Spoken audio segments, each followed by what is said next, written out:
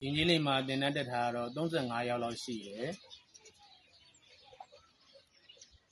လွတ်သွားတာက20ကျော်